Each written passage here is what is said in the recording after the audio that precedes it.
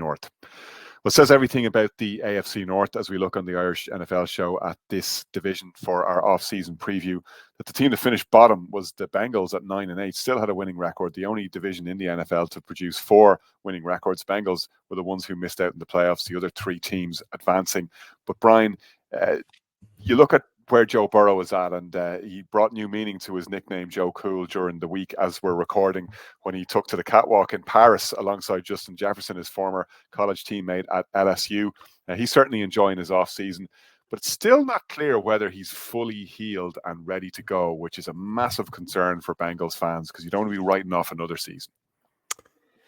Yeah, it's a bit strange because you've seen over the course of the last 3 or 4 years where other teams in this situation are quite keen to get out there, and give various statements and kind of prove that the quarterback is ready, and all the scrutiny that comes with, any particular piece of off-season coverage where it camps. And the Bengals haven't really been quick to kind of shut down the stories this year. The rumor mill still continues that he's not going to be 100% come the start of the season. I know there was a piece a couple of months ago where Ian Rappaport was tweeting out the fact that he was back on the field and back at kind of the voluntary camps, but still doesn't strike me as a team that's entirely comfortable. And I think the draft was reflective of that as well, in terms of they've acknowledged that Joe Burrow's had quite a few injuries already very early in his career. Bearing in mind he's gone to a Super Bowl and the Bengals have become such a dominant force. Okay, they've missed the playoffs last year, but he still finished with a winning record. They've become a very likable team in the AFC in terms of pushing teams close. We saw the previous year, the AFC Championship, tough loss to the Chiefs. So they'll very much feel that they're a team that can put themselves right and put themselves very much back in the mix to win this division and put themselves in a good chance of making a serious run at the playoffs. But ultimately, it is going to come down to whether they can protect Joe Burrow properly and kind of find a way of navigating around the injuries. And we spoke in April when we were doing the draft coverage, and we all expected them to go offensive line. They did, and again, that strikes me as we've got to solidify our quarterback. We'll let the other stuff take care of itself, and such as contracts for T. Higgins, who has signed on for 1 year. And I didn't like the fact that they couldn't get that resolved. It was the trade request. He's going to play on the tag. Is he going to play on the tag? He's very adamant, I'm not going to play on the tag. He takes the 1 year. And this is the problem. You've got a player such as Joe Burrow who's going to absorb a serious amount of your cap. And then you've got other players like Jamar Chase who want to get paid in due course. Some great players there. We saw Joe Mixon move on. He's gone to the Texans. They bring in Zach Moss, probably a durable running back to take care of the ball. But it's all about the quarterback. And it's all about whether they can protect Joe Burrow. If he gets injured, Jake Browning did a serviceable job towards the back end of the season. But without Joe Cool, it's a difficult task in a very tough and competitive division. So interesting to see how they get off to the season. You could argue we talk about scheduling and teams having a tough start. They've probably got the softer side of things in terms of what they start with, and that might help them get in the position where they won't be 1-5 like they were last year and chasing the division down to find an opportunity to make the playoffs. Wasn't to be in the end. One of the biggest talking points, Shane, outside of Burrow is how the Bengals are going to go without Brian Callahan, who has now moved on to a head coaching role in Tennessee and has been one of the biggest factors in the Bengals' success and in that Super Bowl run that they made. Signed on for 1 more year last year, and was seen as a big plus in a season where Jake Browning had to take over the quarterback duties. And one of the reasons that they finished with a 9-8 record was the continuity on offense and how he managed to adapt to that. Yeah, and the continuity on offense is also kind of hurting because they've lost one of those kind of key aspects or key players we've seen during the great run to the Super Bowl when Joe Mixon moved off to the Texans as well. So it is a season of change for the Bengals. One thing that is going in their favor is they generally build into a season. Brian alluded to there, they had a 1-5 start, still managed to end up with a winning record, and that's with Joe Burrow out injured. The year beforehand, they started 0-2 and became the first team in the 17-game era to go 0-2 and make the playoffs later on. So they have a track record for being able to learn as they go. But you're right. I think the Brian Callahan's successor, I think, was the quarterbacks coach in last season, who has come in, Dan Pitcher. He has a very difficult job to come in. The good thing is, though, is that Joe Burrow is just an excellent talent to work with. I think the 2 things that are key here, though, is whether they really keep that ambition which made Burrow's early reign so exciting and yielded quite good results for the Bengals.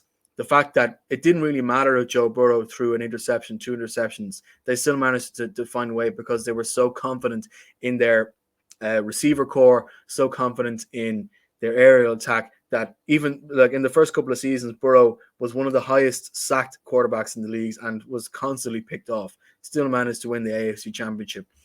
Does that now turn into a greater degree of conservatism because you people might there's a new approach coming in, a quarterbacks coach who naturally want to protect his quarterback now that he's offensive coordinator.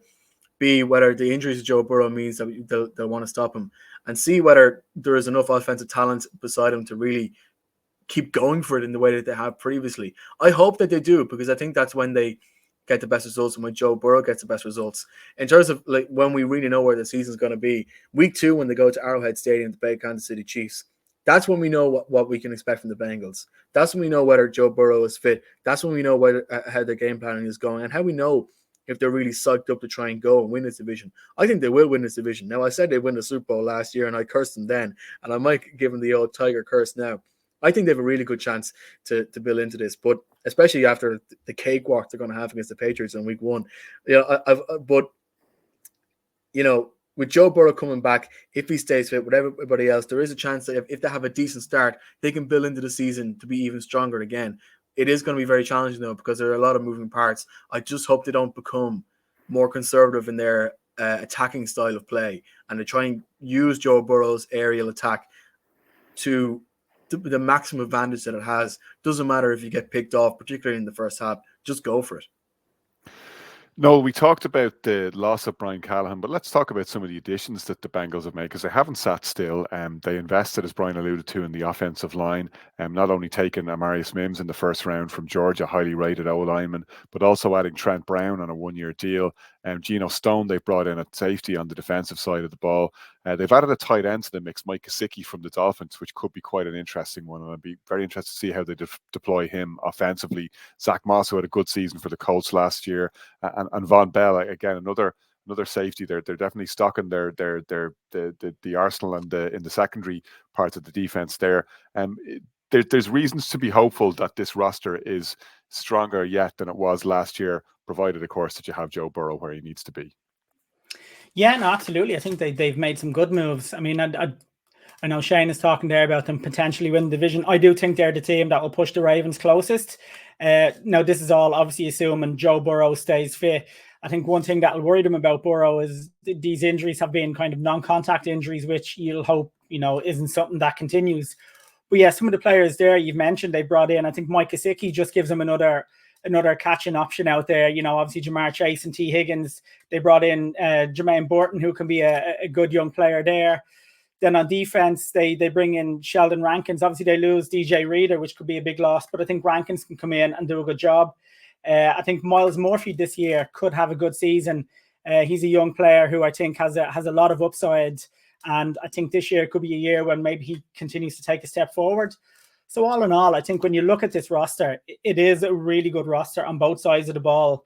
And they have obviously that top quarterback there, then that if he stays fit and he does what he can do, then really the sky's the limit for this team. They absolutely can push everyone in the AFC. And then once they get to the playoffs, they have the armory there to take other teams out. They really do look like they have the kind of players that can give them a good season. But like everyone, it's fitness prevailing. If they can keep fit, especially that quarterback, then they have a lot of potential there. And I think they are going to be a good team to watch going forward.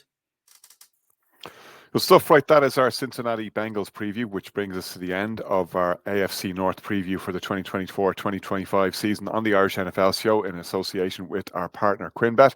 You can check out all our NFC previews, which are now up on your podcast platform of choice. Just do please remember to like and subscribe wherever you pick up the Irish NFL Show so other people can find us. Thanks very much for listening.